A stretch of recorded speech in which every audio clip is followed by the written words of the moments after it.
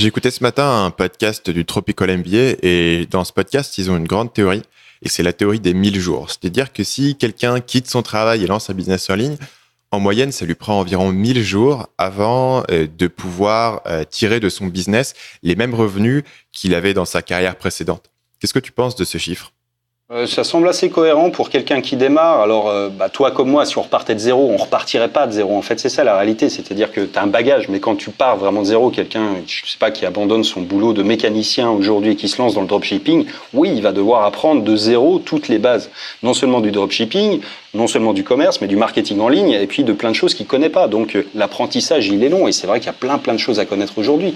Les opportunités technologiques et tout ce que ça permet de faire, elles sont démentielles. Mais il faut maîtriser à chaque fois un nouvel outil. Les bots Messenger, il faut y perdre du temps, il faut y passer du temps, il faut tester, il faut trouver, il faut recommencer, il faut le faire avec l'email marketing, il faut construire pierre après pierre un business qui est solide. Et effectivement, alors tu as des petites victoires tous les jours, ça va grossir graduellement, mais je pense effectivement, enfin après ça dépend des gens et des salaires des gens, je pense que pour quelqu'un qui gagne 1000, 1500 euros, c'est peut-être plus facile quand même d'arriver avant les 1000 jours à ce chiffre-là. Mais si on parle de quelqu'un qui a plutôt dans les 5000 euros, voilà, je sais pas, quelqu'un qui sera un cadre par exemple et qui veut se lancer en ligne, vraisemblablement s'il part vraiment de zéro, encore une fois, c'est-à-dire il y a quand même beaucoup de gens qui sont un peu dans cette situation-là où tu dois tout apprendre. Et effectivement, il faut être un peu débrouillard, il faut avoir l'esprit vif et puis il faut avoir envie de s'intéresser à plein de choses, quoi. Donc, c'est cohérent.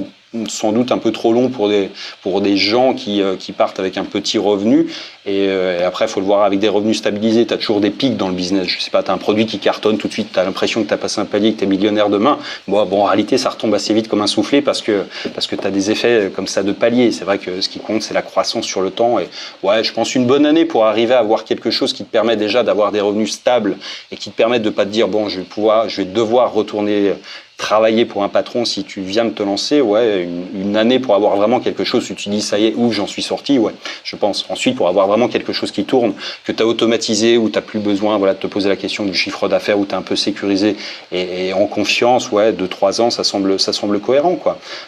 Ouais, il faut ça.